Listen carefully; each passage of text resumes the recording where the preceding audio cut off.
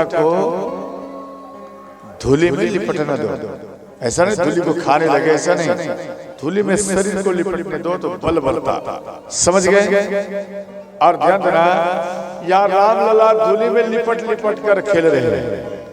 जब लिपट लिपट कर खेल रहे थे तो अंत में धज कर महल में से बाहर आए, राम लला को देखे। दौड़ते हुए महाराज दशरथ जी गए और राम लला को उठाकर धूली में लिपटे हुए में महाराज दशरथ जी राम को अपने सीने में लगा। अच्छा एक बात बता मेरी भैया, आपका बेटा या बेटी मिट्टी में पूरा लिपटा हुआ, ध्यान देकर समझना, आपका बेटा या बेटी मानो धूली में पूरा लिपटा हुआ है और कृचदार कुर्ता पहन लिया, आप बढ़िया साड़ी पहन लिए बाजार जाने या कहीं जाने, क्या उस टाइम में आप उन धूली में लिपटे हुए बेटा या बेटी को आप गोदी लेंगे? बोलो ना बाबा, क्या सीने में चिपकाएंगे? नहीं, बात को समझो।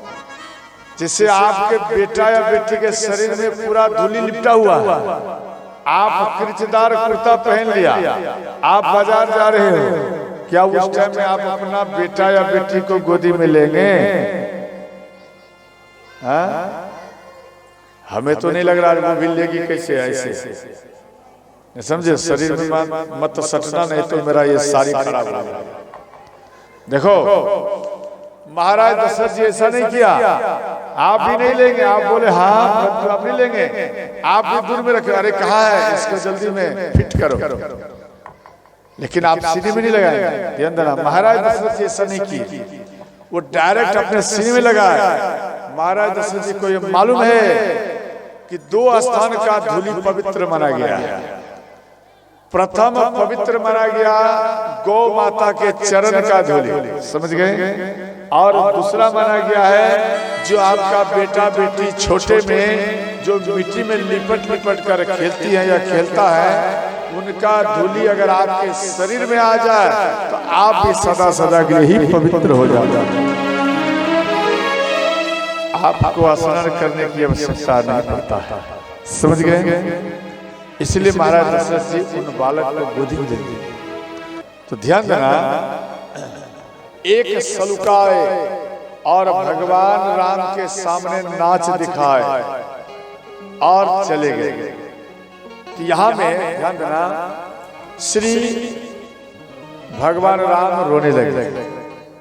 जब रोने लगे, देखो तो अब आप गुरु वशिष्ठ को चुप करा रहे हैं, राम को चुप नहीं हो रहा।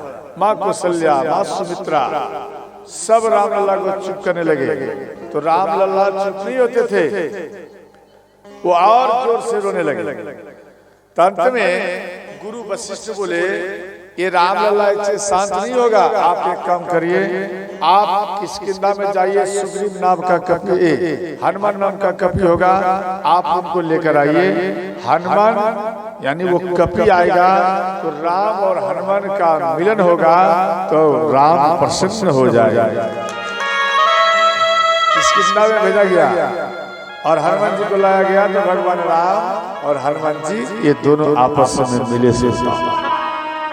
इसके बाद ध्यान देना, माँ कौशल्या और माँ सुमित्रा, माँ कैकेयी, ये दोनों ध्यान देना, ये दोनों बाहर में आकर, महल के बाहर में आकर लट्टू लट्टू खेल लेते। लट्टू समझते? जो रस्सी में जो लपेटते हैं, रस्सी में लपेट दिया और आप फेंक देते तो वो नाचते रहते। तो चारों भाई अपना अपना लट्टू को फेंके, तो राम का लट्टू पहले गिर गया। अब राम का गिर गया तो राम हंसने लगे।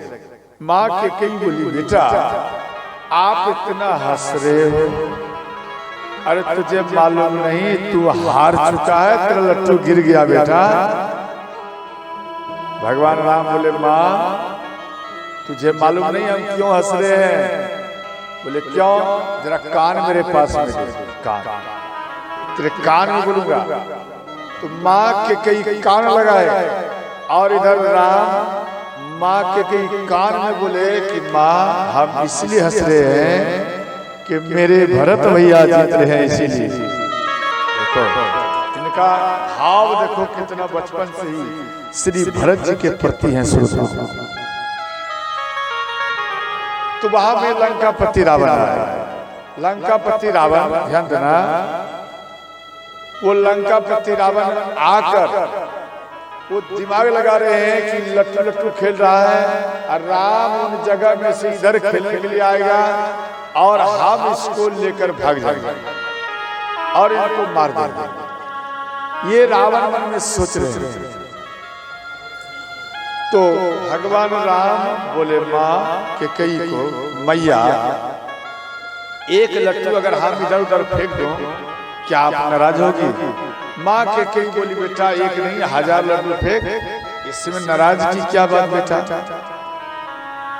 तो लट्टू में पाग लगाए, पाग में ना धागा, रस्सी, समझ गए, और वो लगाकर और जैसे ही उन लट्टू को फेंके तो रावण के खोपड़ी में आकर गिरा। रावण के खोपड़ी में आकर गिरा। तो रावण के खोपड़ी कितने हैं? 10। वो उनके खोपड़ी में नाचने लगे। 10 मस्तक में वो उछल उछल कर नाचने लगे और उसमें लोहे का किल होता ना, वो लोहे का किल के द्वारा उनके मस्तक में बोरिंग हो गया, बोरिंग, और रक्त बहने लगा। रावण का पूरा शरीर लाल हो गया और वो लट्टू 10 सिर के केस को नोच दिए। रावण भयभीत होकर के सुनता भाग।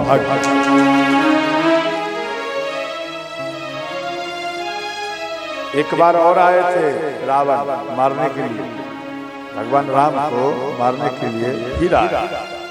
उस टाइम में भगवान राम माँ के कई के द्वारा बाण अभ्यास कर रहे थे। माँ के कई प्रथम गुरु हैं राम का और उनको बाण अभ्यास करा रहे थे। और भगवान राम और माँ के कई मिल गए। माँ के कई को राम बोले माँ अगर बाण एक इधर उधर फेंक दो तो नाराज नहीं होगी? बोले बेटा जल्दी में फरिया लो। माँ की कई समझ गई। तो भगवान राम वो बाण, ध्यान देना, श्री रावण के शरीर में मार दिया। तो रावण वो बाण ही रावण को लेकर लंका में जाकर फटक दिए और रावण का राम नाम सत्य हो गया। रावण मर गए, समझे? रावण मर गए। मात्र 6 वर्ष के उम्र में भगवान राम रावण को मार दिया। जब मार दिए तो हाहाकार मच गया, देवताओं में हाहाकार मच गया। अरे ये पहले मार दिया, अभी तो भगवान राम का लीला शेष रह गया और ये बचपन में ही फाइनल कर दिया। ये बात देव ऋषि नारद को मालूम पड़ा। समझ गए? देव ऋषि नारद ये लंका में आया और सुसेन वेद को बोले, सुसेन वेद आप सब क्यों रो रहे हैं? बोले यहाँ के राजा का मृत्यु हो गया, राम इसको मार दिया। बोले नहीं, ये रावण अभी भी जीवित हो जाएगा। बोले कैसे? बोले इसके नाभि में आप अमृत कुंड का वास करिए। जब आप अमृत कुंड का वास करेंगे तो ये रावण सोते ही फिर पुनः जीवित हो जाएगा। देव ऋषि नारद के कहे हुए अनुसार से नाभि में अमृत कुंड का वास किया। सुसेन वास किया तो रावण जीवित हो गया। देखो ऐसे तो भगवान कई लीला किए। एक बार भगवान श्री कृष्ण माँ यशोदा को बोले, मैया आप हमें ये बता आप हमसे प्रेम कितना करती हैं? बोले। माँ यशोदा बोली, बेटा इन संसार में वैसा कोई वस्तु ही नहीं जो आपसे ज्यादा मैं प्रेम करती होगी। बोले सच में? बोले हाँ। तो उधर से एक दासी आई और माँ यशोदा को बोली कि मैया आप यहाँ लल्ला को खिला रही है, अरे आप चूल्हे पर दूध चढ़ा के आई है और वो दूध उबल उबल कर जमीन में गिर रहा है और आप यहाँ लल्ला को खिला रही है। माँ यशोदा सुनते ही कृष्ण भगवान को जमीन में पटक दिया और दौड़ते हुए अपने दूध को जाकर बचाया।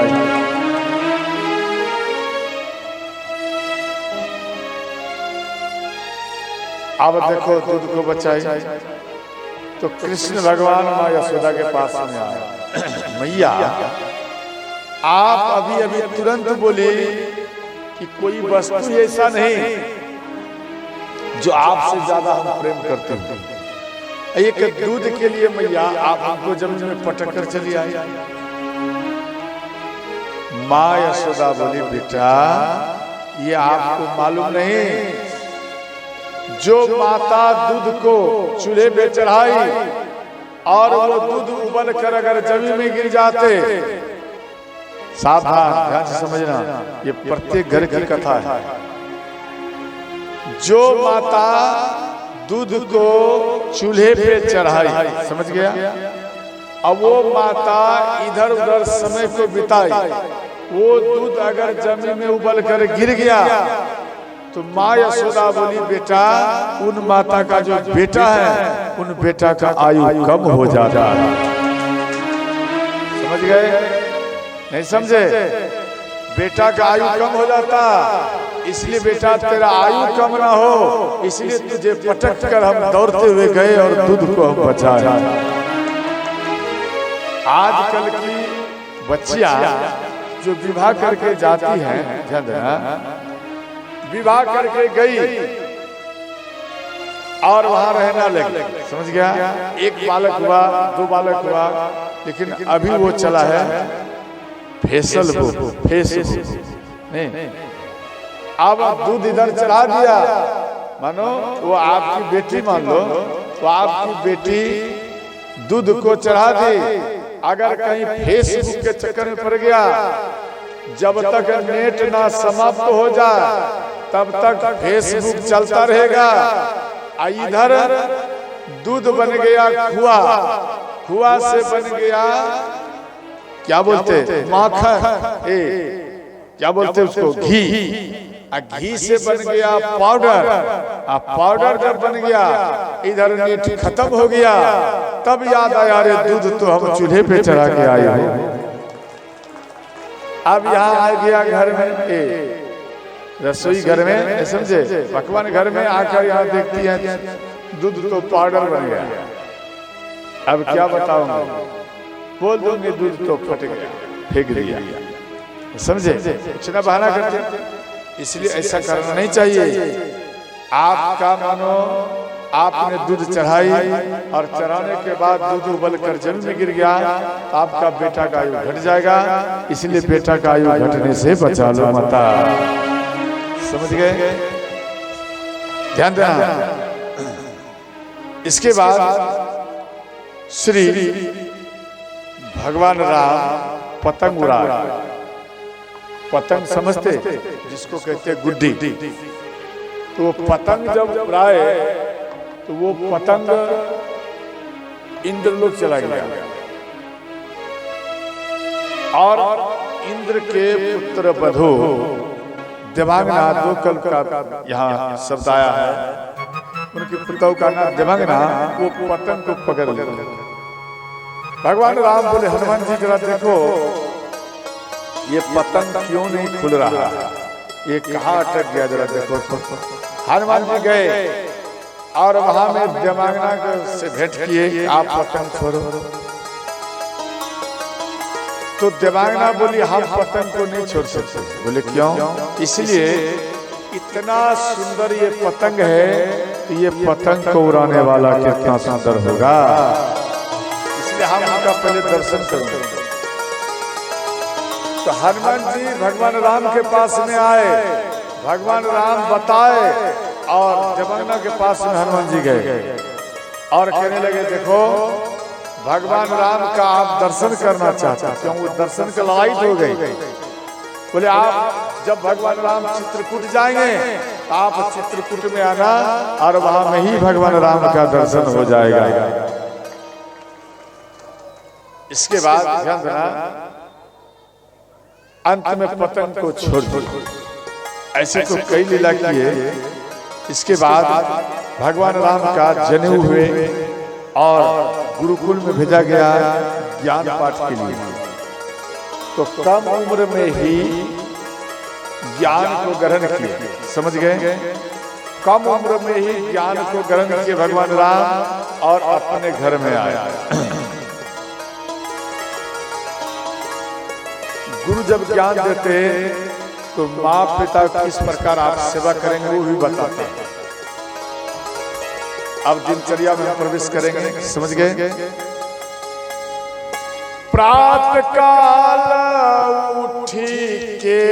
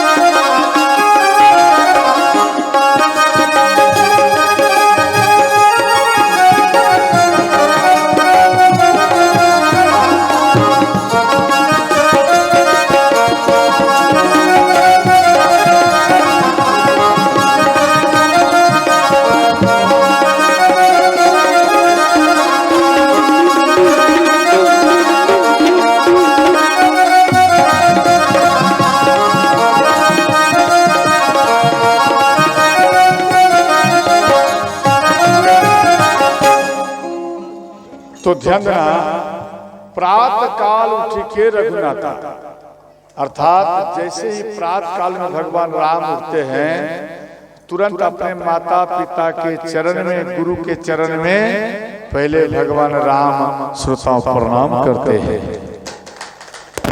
देखो प्रातः काल करते हैं, जैसे आप सुबह में उठते ना, तो सर्वप्रथम आप अपने बेड पर हैं तो राम राम करते हुए जगिए, और सोएंगे जब संध्या काल में जब आप सोते तो राम राम करते हुए सोइए, और जब जगिए तो राम राम करते हुए ही जगना करिए। और मानो कोई शिव का भक्त है तो शिव जी का याद करो, ऐसा नहीं राम का करो, ऐसा नहीं। कोई कबीर साहब का है उसी का याद करो, कोई मिही बाबा का है तो आप मिही बाबा का याद करो, या कोई निरंकारी का है तो आप निरंकारी का याद करिए, समझे? चाहे कोई रविदास का भक्त है तो आप रविदास का याद करो, तो भी आपका श्रोताओं कल्याण ही कल्याण है। ध्यान देना, तो हाथ में अपने रेखा का दर्शन करो। ये जो ऊपर में देख रहा है उंगलियां में, इनका दर्शन करने से लक्ष्मी में वृद्धि होता है, लक्ष्मी का जगह, समझ गया? और नीचे में श्री कृष्ण है, और बीच के पॉइंट में स्वयं, ध्यान देना, माँ सरस्वती वास करती है, समझ गए। और जब आप इनका दर्शन करेंगे, ऐसे तो मंत्र दिया गया, कराग्रे बसते लक्ष्मी कर मध्य सरस्वती। कर मध्य मैंने बीच सेंटर, समझ गया, मध्य। कर मूले तू गोविंद प्रभात कर दर्शन। देखो, इनका आप इन मंत्र का पाठ करके आप दर्शन करिए। मानो आपको मंत्र याद नहीं है, कोई बात नहीं, राम राम करते हुए, शिव शिव करते हुए आप इन रेखा का दर्शन करिए, तो भी आपका कल्याण ही कल्याण है। और देखो, जैसे रात भरी का पाप किया हुआ, दिन भरी का पाप किया हुआ, ध्यान देना, 5 महाकन्याओं का नाम ले लेने से ये पाप मिट जाता। अहिल्या द्रौपदी कुंती, अहिल्या द्रौपदी कुंती तारा मंदोदरी, इन 5 महाकन्याओं का नाम लीजिए। दिन भरी का पाप, रात भरी का पाप किया हुआ, वो समाप्त हो जाएगा। अब तो पुरुषों में विशेष भाव आ गया होगा कि भाई बहुत अच्छा बात बोल दिए बाबा, अब तो इन 5 महाकन्याओं का नाम लूंगा और दिन भरी गलती ही बार बार करूंगा। पुरुषों में सबसे बड़ा है, ये कमी है, समझ गए। दिन भरी गलती करूंगा, लड़ाई करूंगा, और अंत में सुबह उठूंगा, रात में भी पाप करूंगा, सुबह उठूंगा, 5 महाकन्याओं का नाम लूंगा और ये पाप मिट जाएगा। बहुत सुंदर ऑप्शन हमको बताता है, ध्यान देना।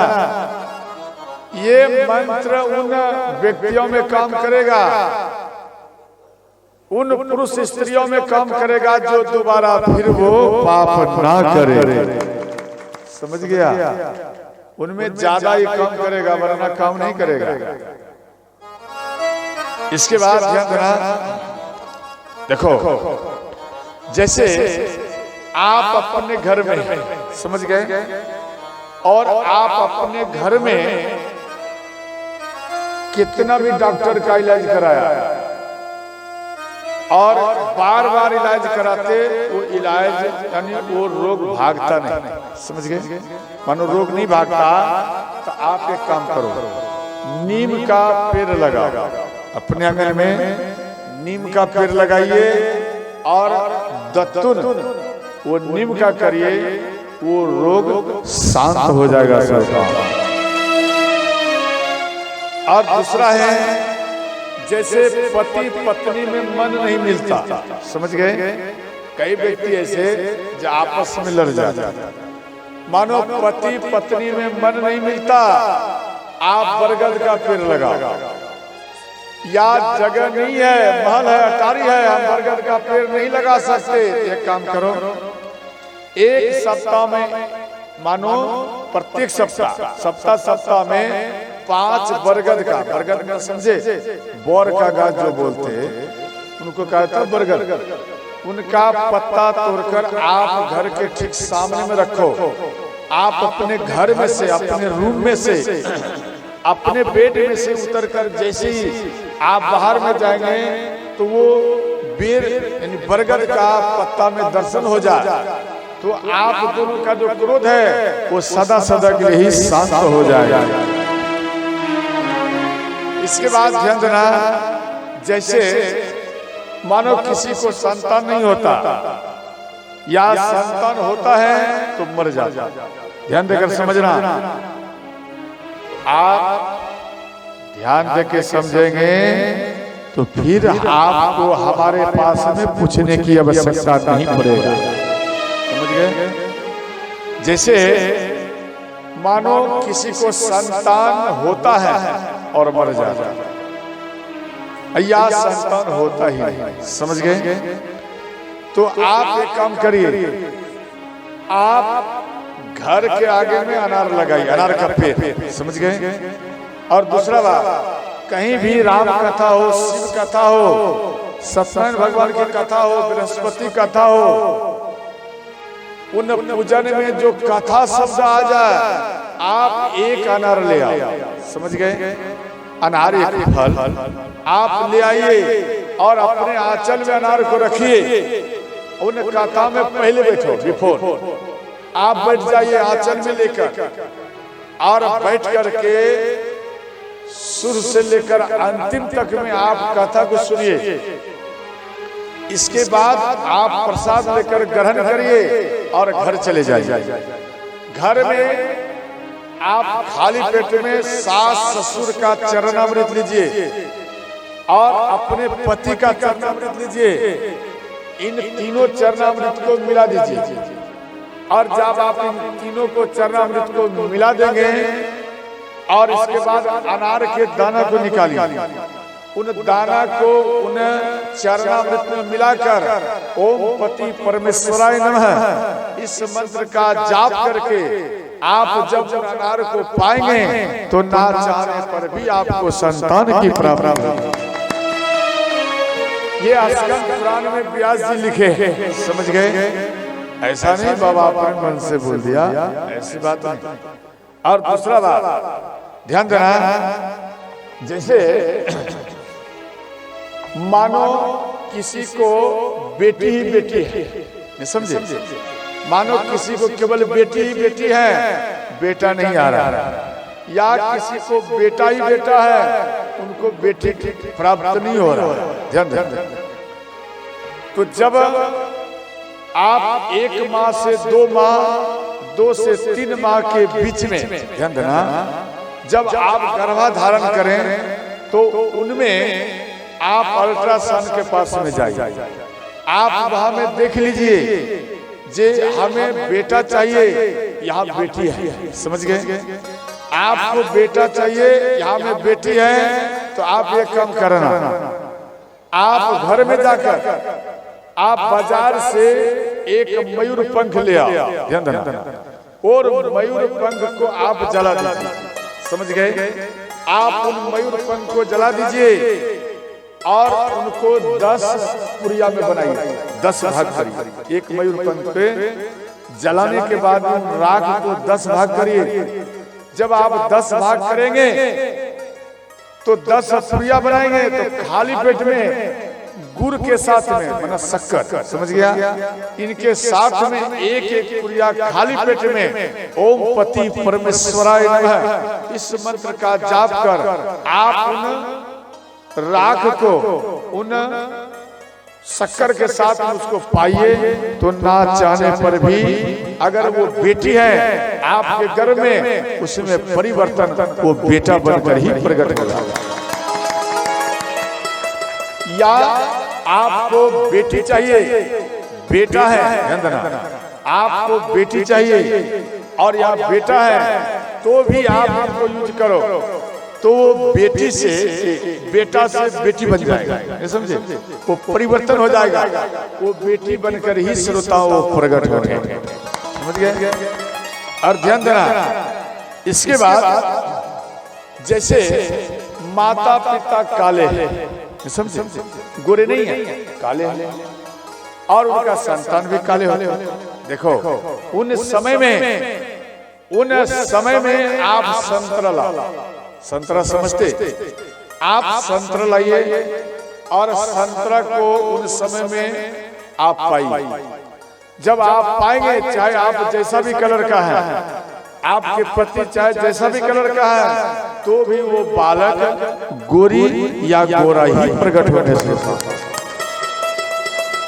इसके बाद ध्यान देना, देखो सुबह सुबह में सब कोई, ध्यान देना, सुबह सुबह में रामायण पाठ करो और प्रत्येक घर में ठाकुर जी का मूर्ति होना चाहिए, ठाकुर जी का।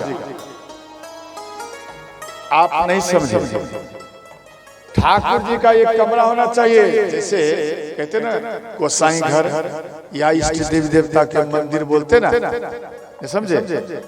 तो वो प्रत्येक घर में एक मंदिर होना चाहिए, आप बोलेंगे बाबा हम एक कमरा नहीं दे सकते, एक काम करो, जगह का स्कार्सिटी है, आप जिन घर में रह रहे हैं उन घर में ही आप एक अलमारी बना, उन अलमारी में ठाकुर जी को स्थापना कर दीजिए, आप पूजा करिए। मानो आप कहेंगे नहीं नहीं बाबा हम एक अलमारी नहीं दे सकते, एक काम करो 4-5 खटाल है, उनमें एक खटाल भगवान के लिए दे दो, पूजा करो। तो भी कहेंगे नहीं नहीं हम नहीं दे सकते खटाल, एक काम करो उसमें एक बित्ता जगह रखिए, मात्र एक बित्ता, और उसमें ठाकुर जी को बैठाकर पूजन करो, तो भी आपका कल्याण ही कल्याण होगा। आप बोलेंगे बाबा हम एक बित्ता जगह नहीं दे सकते, एक काम करो कहां से भी एक चित्रपट ले आए, चित्रपट में ना फोटो, ध्यान देना, आप उनको टांग दीजिए दीवार में और आप उनका पूजन करिए, तो भी आपका कल्याण है। आप बोलेंगे बाबा हम चित्रपट भी नहीं टांग सकते, एक काम करो दीवार में आप लिख दो ओम नमः शिवाय या राम राम लिख दीजिए और आप उनका दर्शन कर अगरबत्ती जलाइए। आप बोलेंगे बाबा हम ना दीवार में लिख सकते, ना हम खटाल में रख सकते, और ना हम चित्रपट टांग सकते, ना हम एक मंदिर बना सकते। याद रखना अंत में उस घर में रहना नहीं चाहिए, यानी ऐसे घर में मत रहना चाहिए जहां में राम नाम ना हो, शिव का नाम नहीं हो, अपने इष्ट देव देवता का स्थान नहीं हो, उस घर में रहना नहीं चाहिए, घर को छोड़ देना चाहिए। समझ गए? वो घर नरक के समान है, जहां में भगवान का नहीं हो स्थान, क्या वो नरक के समान है या नहीं है? वो नरक के समान है। इसलिए और इसके बाद ध्यान देना, तो सुबह सुबह में जब आप पूजा करें अपने मंदिर में, जब पूजा करें तो कई माताएं कई पुरुष, मानो कोई काम नहीं बन पाया, बिगड़ गया, वो आप क्या करते हैं, मंदिर में जाकर माथा टेकते, बाबा मेरा ये काम नहीं हुआ, वो काम नहीं हुआ, ये नहीं हुआ, वो नहीं हुआ, आपका काम नहीं हो पा रहा। कई व्यक्तियों के अंदर में ऐसा होता नहीं, बाबा मेरा ये काम नहीं होता, मेरा वो काम नहीं होता, माथा टेकते रहते, तो अंत में आप दिमाग लगाते नहीं नहीं चलो दोनों धाम, वहां का सुनवाई ज्यादा है, चलो बाबा धाम वहां का पावर ज्यादा है, जाने के बाद काम करेगा, अरे नहीं नहीं चलो वृंदावन वहां जाएंगे तो ज्यादा पावर करेगा काम, नहीं नहीं अयोध्या चल, ऐसा सोचते ना। परंतु घर में जो धाम है आप इनका कोई मायने नहीं रखते।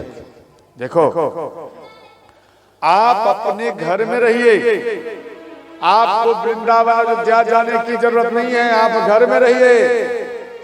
आपके जो पूर्वज है, ध्यान देना, आपके जो पूर्वज है वो पूर्वज वहां में प्राण प्रतिष्ठा किया इष्ट देव देवता का, और वो निर्मल थे इष्ट देव देवता, और वहां में इतना मांग किया, आपका पूर्वज इतना मांग किया कि सब पाप उनके ऊपर में, इष्ट देव देवता के ऊपर में वो पहाड़ के समान रखा हुआ है।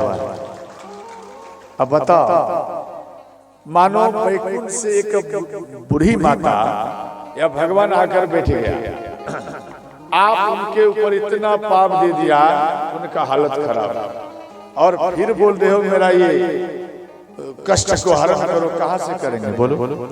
अब मानो कोई मर गया, मानो कोई मर गया, तो आप क्या करते? मंदिर में पूजा करते? बोल रहा है या नहीं? ए बोल माता, पूजा करते क्या? पूजा नहीं करते। क्यों? इसलिए कि भाई छुक हो गया, हम पूजा नहीं करेंगे। ठीक, बहुत सुंदर बात, आप पूजा मत करिए, मंदिर को आप पैक कर देते हैं, 14 दिन होगा, 12 दिन के बाद, है ना, कोई 10 दिन में, कोई 12 दिन में, मानो पवित्र होने के बाद उस मंदिर को छू करके उन दरवाजे को खोलता।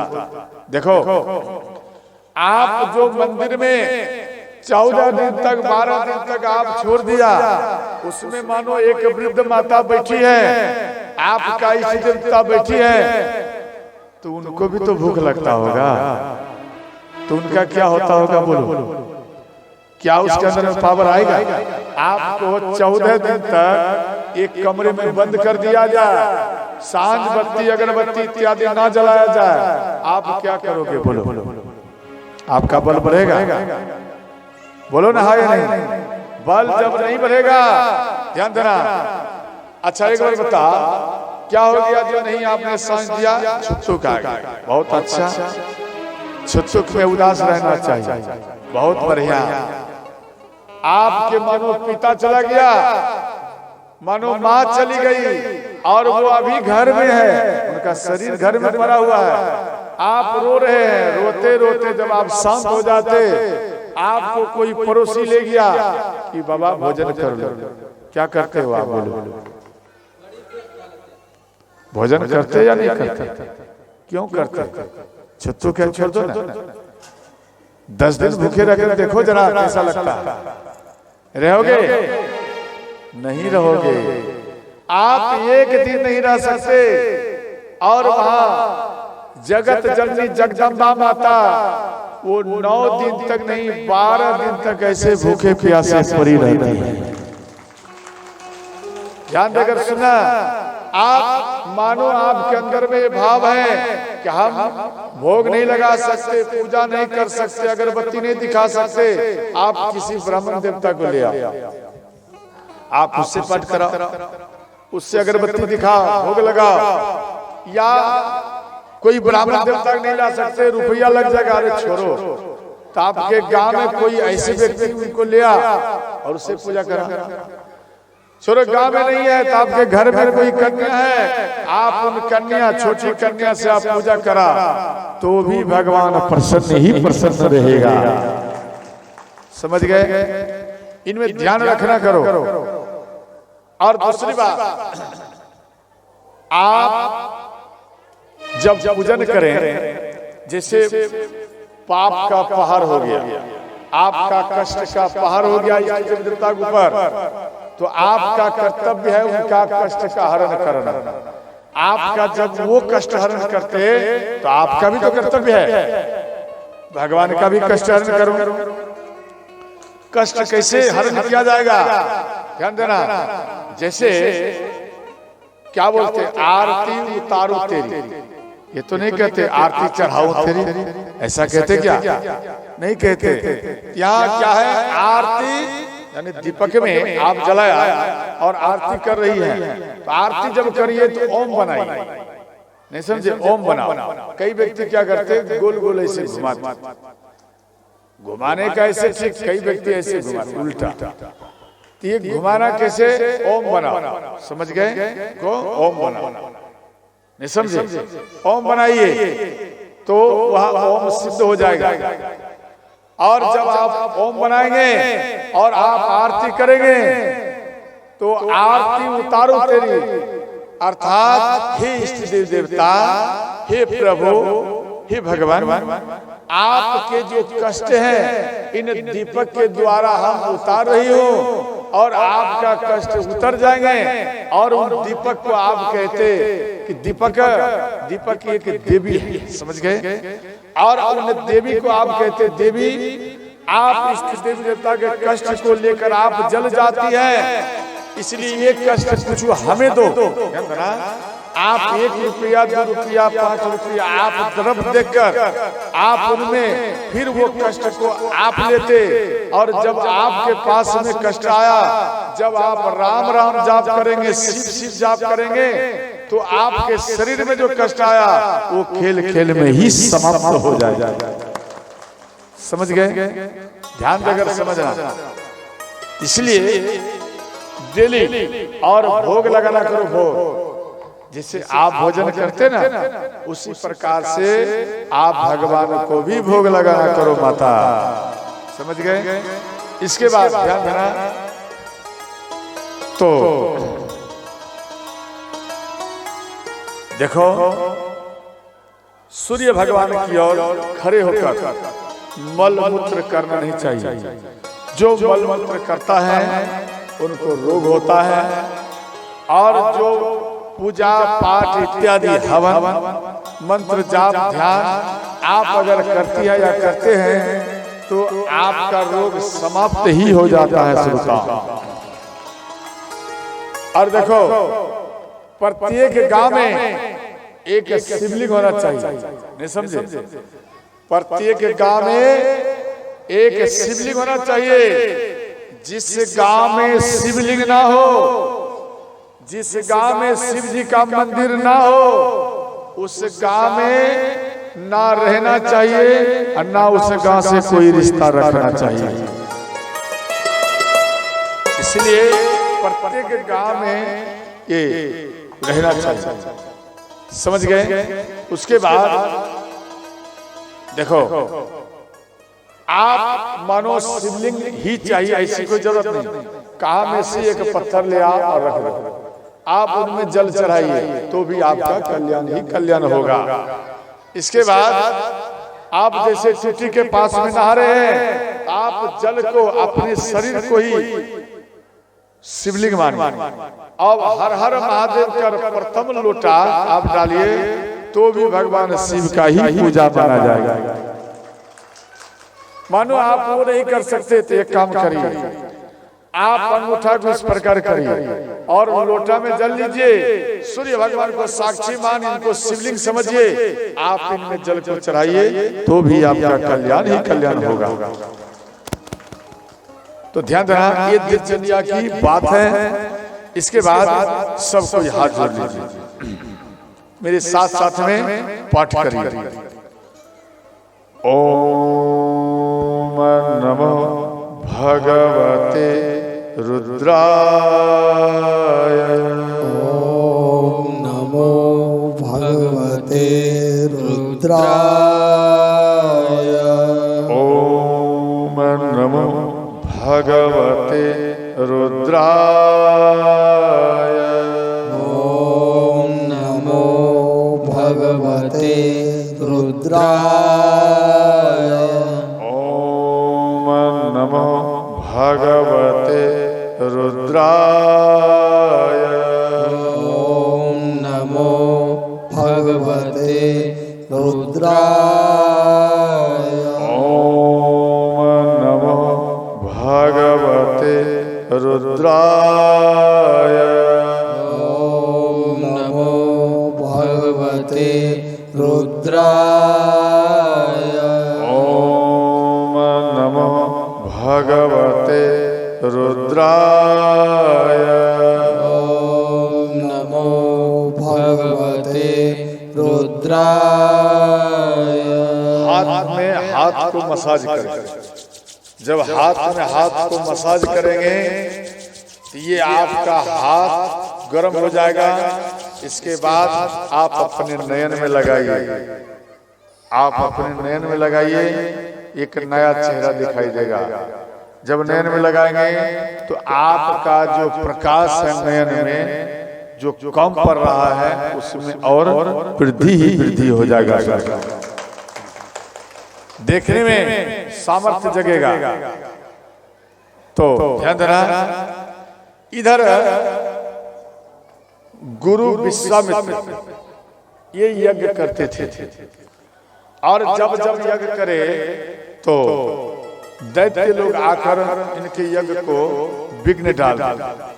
जब विघ्न डाल दे, गुरु विश्वामित्र ने विचार किया,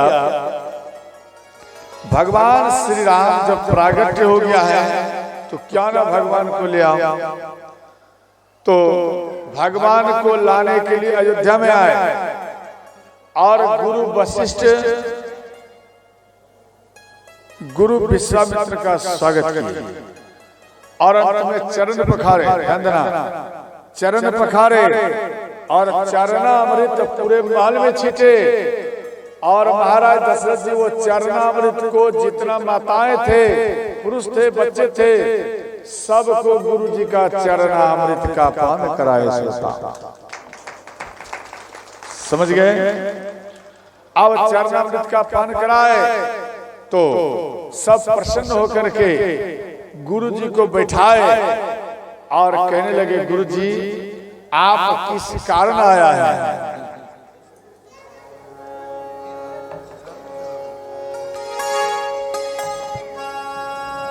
के ही कारण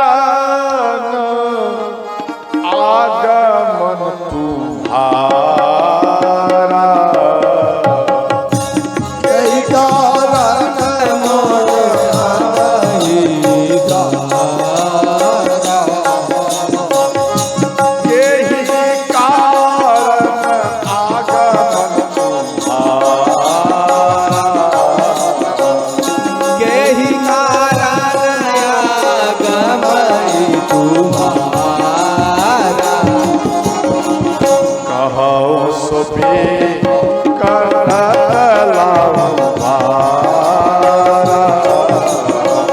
कहो सुकर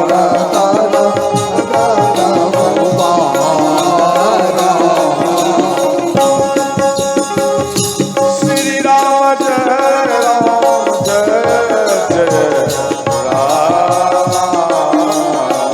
श्री राम जय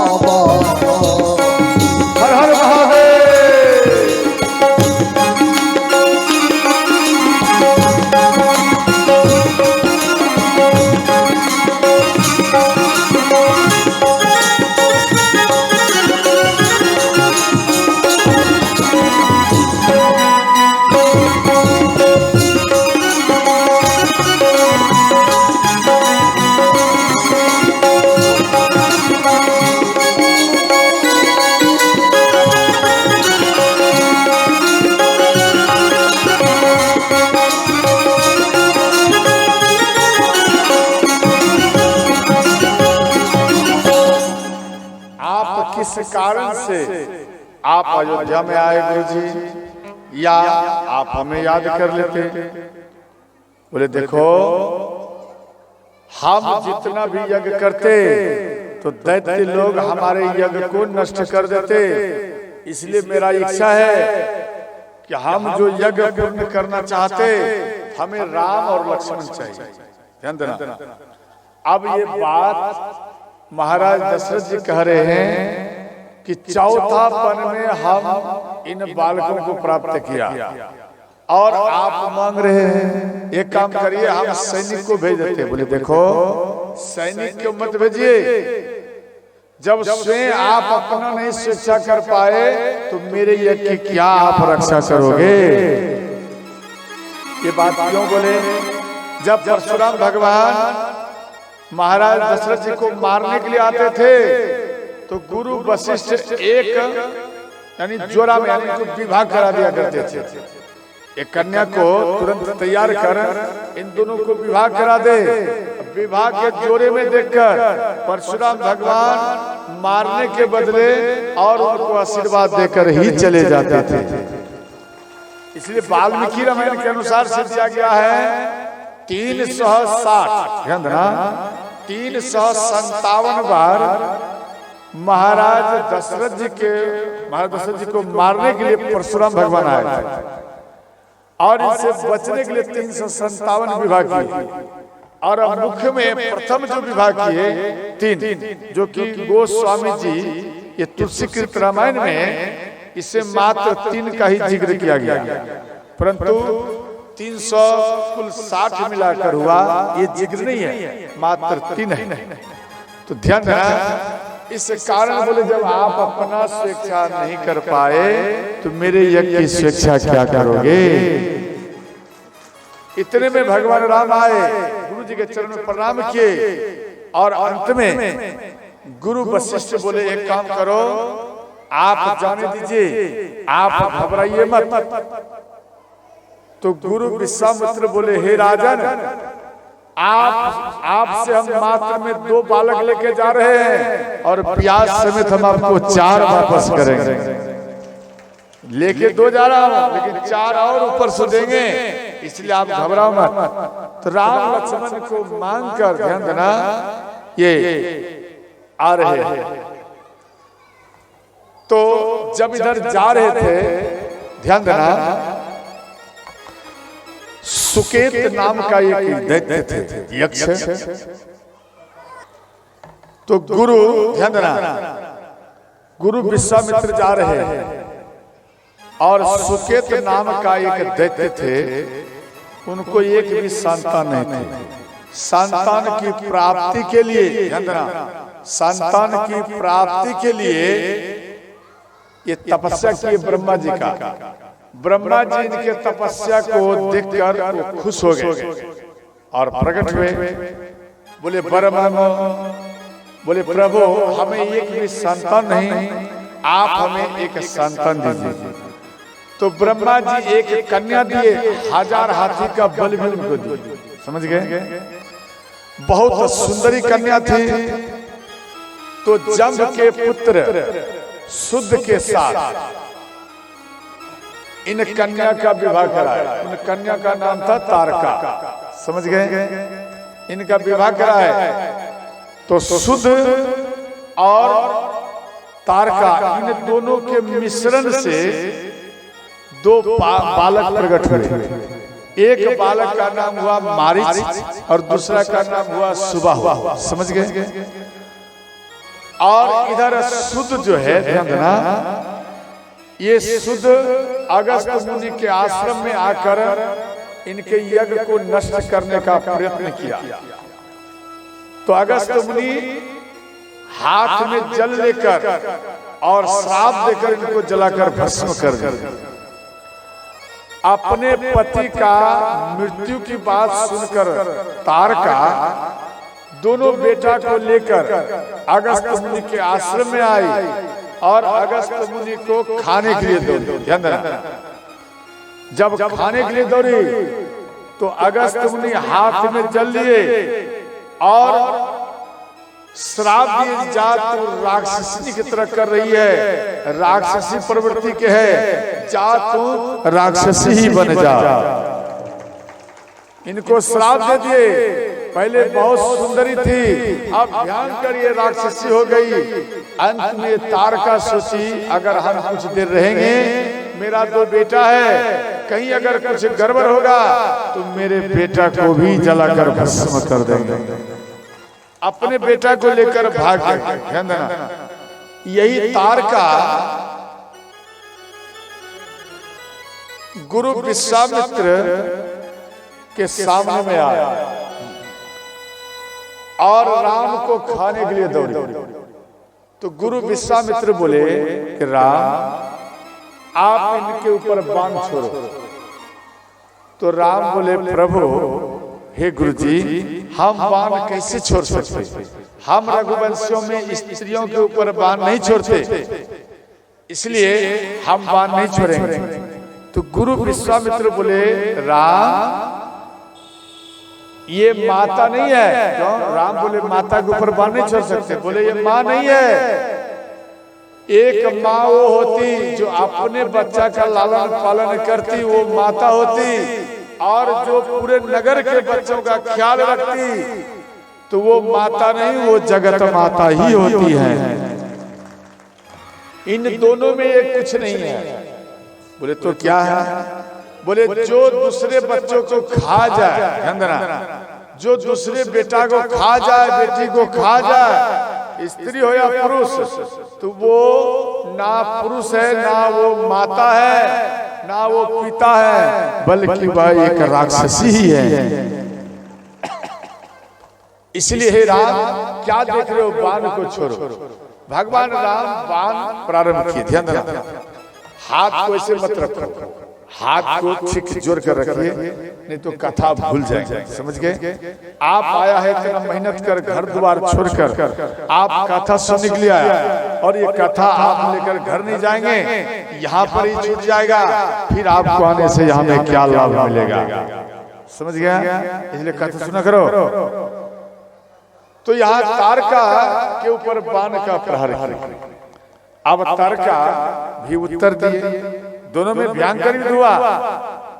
तो तारका मन में सोची, अब हमारा मृत्यु हो जाएगा, अब हम जीवित नहीं रहेंगे, इससे अच्छा है कि धूलि प्रकट करो। तो वहां में तारका धूलि प्रकट के, धूलि ने समझे, ये धूलि मिट्टी का उड़ाए। इतना भयंकर धूलि हो गया कि रास्ते में कौन खड़ा है, सामने कौन खड़ा है, ये भी श्रोताओं दिखाई नहीं पड़े। तो भगवान राम क्या किए? धनुष पर बाण को चढ़ाए। धनुष पर बाण को चढ़ाए और बाण चढ़ाकर, ध्यान देना, वो कौन सा बाण? शब्द भेदी बाण। ये वाल्मीकि रामायण में दिया गया है। शब्द भेदी बाण चढ़ाए, दिखाई नहीं पड़ रहा है। ये भी बात दिया गया है झूली की बात वाल्मीकि रामायण में, आपके तुलसीकृत रामायण में ये बात नहीं दिया गया। अब धूली उड़ाए, भगवान राम शब्द भेदी बाण छोड़े और मां तारका के ही सीने में लगे धाम से गिर गए। अब तारका गिर गई। हे राम दर्शन दो राम। ये तारका बोल रही है कि आप हमें दर्शन दो राम, आप हमें दर्शन दो। भगवान राम दौड़ते हुए आए और भगवान राम को कह रहे हैं प्रभु मुझे दास बना कर रख लेना भगवान तुम अपने चरण।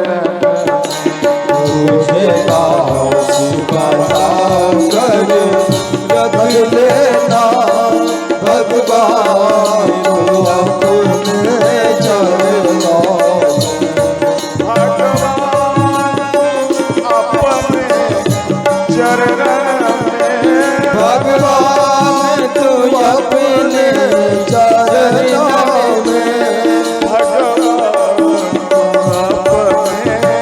चरणों में, भगवान तुम अपने चरणों में।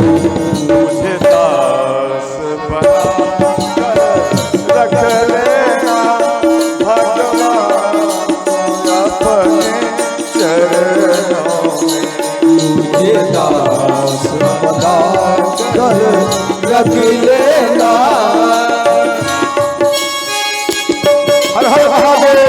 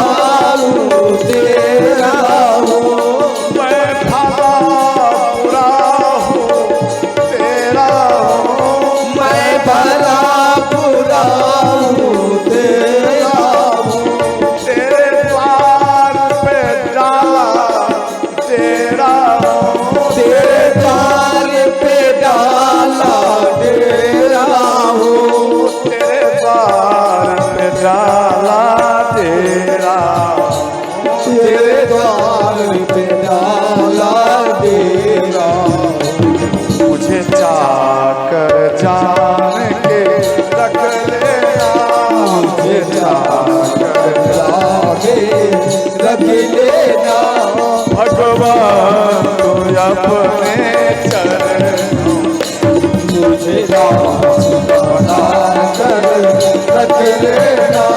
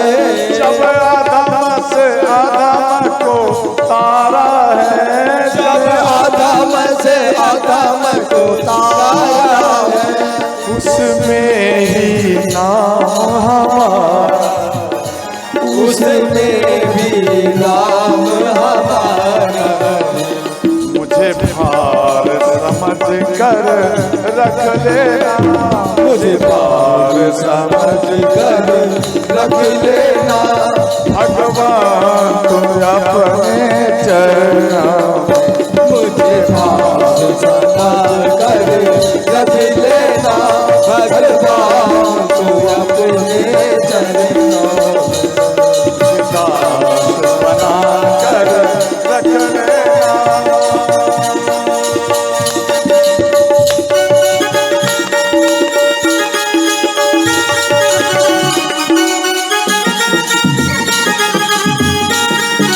जय श्री राम।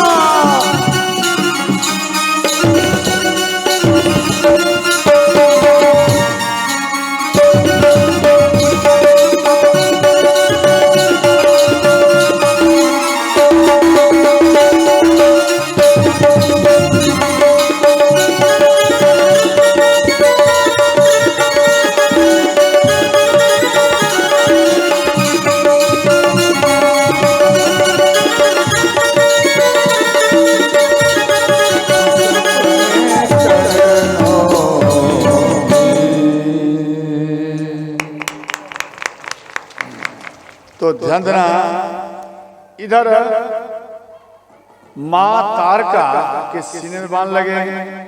तो भगवान राम से निवेदन किए कि प्रभु सुना है कि जो आपके चरण में अंतिम चरण में जिनका अंतिम समय आ जाता, जो आपको याद करते हैं और आपसे जो व्यक्ति जो कुछ मांगते हैं आप उनकी इच्छा के पूर्ण कर देते हैं प्रभु। इसलिए आज हम भी मांग रही हूँ, ध्यान देना, यहाँ माँ तारका बोली कि आपसे कुछ हम मांग रही हूँ। भगवान राम बोले हे माता आपको क्या चाहिए, बोलो आपको क्या चाहिए। तो मां तारका बोली हे नाथ हम कई प्रयत्न किया जे अयोध्या का मैं शासन करूं 14 वर्ष के लिए, परंतु आपके पिता कहीं हमको मार्ग नहीं दिया, ना कहीं जगह दिया, और आपके पिता के रहते हम ये शासन नहीं कर पाए, इसलिए मेरा इच्छा को पूर्ण किया जाए। तो भगवान राम बोले पहले वचन देना पड़ेगा। बोले क्या वचन? बोले आप 14 वर्ष तक जो आप शासन करेंगे अयोध्या में, तो अयोध्या में किसी का मृत्यु नहीं होना चाहिए, पहले वचन दो। तो मां तारका बोली हे नाथ मेरे तरफ से एक वचन और ले लीजिए, ये तो मेरा वचन है किसी का मृत्यु नहीं होगा, लेकिन हम भी वचन देते हैं अगर किसी का मृत्यु नहीं होगा तो किसी का 14 वर्ष के अंदर में जन्म भी नहीं होगा। ये बात भगवान राम को बोले, समझ गए? और अंत में राम राम करते देवी तारका प्राण को छोड़ दी, समझ गए? भगवान विराट स्वरूप विश्वकर्मा भगवान को श्री भगवान राम याद किए और विश्वकर्मा भगवान आए और भगवान राम बोले प्रभु आप माता तारका के शरीर के हड्डी में से आप 2 चरण पादुका बनाइए, समझ गए? आप चरण पादुका बनाइए और जब हम चित्रकूट में जाएंगे ये चरण पादुका आप हमको देना। देखो ये प्रथम कल्प की कथा है श्रोता, समझ गए? तो प्रथम कल्प में जब भगवान राम चित्रकूट में आए तो विश्वकर्मा भगवान वो चरण पादुका तारका के शरीर के हड्डी से बने हुए वो चरण पादुका भगवान राम को अर्पण किए। श्रोता जब उनको समर्पण किए तो भगवान राम अपने पास में लिए और भरत जी आए, वो चरण पादुका मांगकर नंदीग्राम में गए, समझ गए? और यहाँ ध्यान देना, और दूसरे कल्प की कथा इधर जितना कल्प हुआ जब भगवान राम बन जाते थे तो माँ के कई चरण पादुका जो भरत जी कपड़े में लपेट कर पूजा क्या करते थे, रखते थे, वह चरण पादुका माँ के कई उठाकर राम को देती थी और बेटा इन चरण पादुका को आप ले जाइए और वन में आप राज्य करिए, ये मेरा आशीर्वाद। और फिर भरत जी वो चरण पादुका को ले आए। क्यों कि चरण पादुका को लाऊंगा तभी भैया राम वन से आएंगे, वरना वन में ही पूरा जिंदगी व्यतीत कर देंगे। समझ गए? इसी कारण से अब इधर धूलि खत्म हुआ और अंत में भगवान राम श्री लक्ष्मण जी गुरु विश्वामित्र के आश्रम में आए और कहने लगे, गुरु जी आप यज्ञ प्रारंभ करिए, आप यज्ञ को प्रारंभ करिए और हम आपके यज्ञ की रक्षा करते हैं।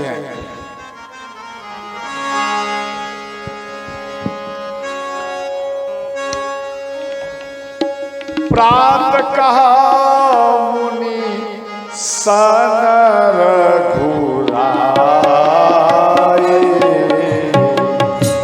प्रात कहा मुनि सन रघुराए,